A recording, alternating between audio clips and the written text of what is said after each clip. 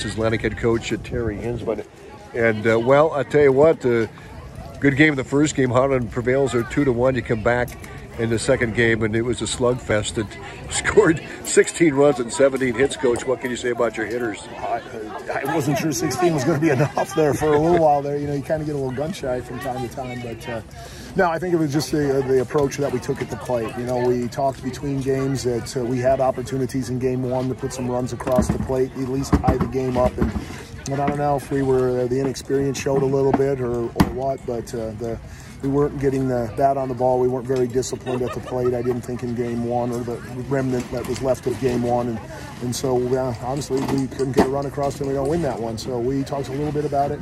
You probably talked to Claire here a little bit. And I know she went out and was working with Derek on some things. And I don't know if you've heard on the radio broadcast here, but from the third base coach's box to our hitters, it was like, hey, discipline. Yeah. You're a better hitter than and things like that. And you know, a lot of the eighth graders last year, they were in not to make excuses, but they were in Little League. And in Little League, you just get up and you try to hit a ball that's close to the plate because you might not get another one.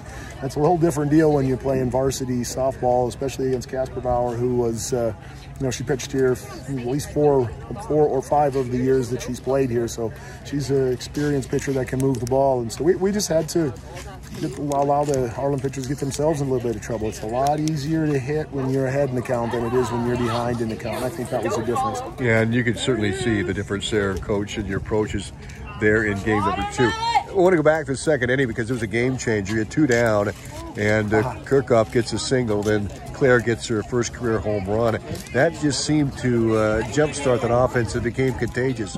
You sent 13 batters to the plate and 7 hits in that frame. Yeah, it was. Yeah, you're right, and that's we actually. To be honest with you, we talked about that before because in the Harlan teams from the past and stuff, sometimes that has a tendency to happen. Now, I've had it happen the other way too, where Harlan starts picking up a run and it starts to be a snowball going downhill, and the next thing you know, you look at the scoreboard and they're up by 10. But it kind of happened in our favor here a little bit, and I would bring that back to the approach that we were taking at the plate. And Claire, you know, she psychoanalyzes everything, and she psychoanalyzed it correctly. You know, that was the thing. It was in the dugout. I was talking with Coach Handel, and it was, well, do we DP for her? Or do we leave her in the hat? And we decided, well, we'll leave her in the hit, and then she hits the bomb, and I'm looking over, and we're both kind of smiling at her. Hey, sometimes they make us look like geniuses, but.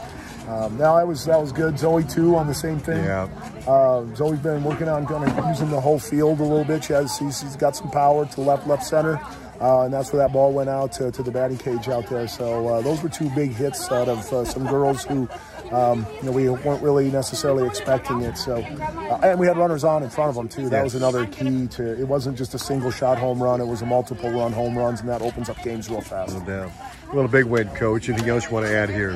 No, just glad that you're here. You know, came up and did both games, and appreciate it, driving all this way and keeping you here as late as we did. And how did not as late as Anamosa though, Coach? No, it wasn't as late as Anamosa. Your sidekick here had a little bit to do with that one. She hit the ball to the shortstop, and the shortstop couldn't come up with it with nobody out as a leadoff hitter in the 10th inning. But how'd she do tonight? Did she do okay? Did she do fantastic? I figured she would. Coach, thanks so much.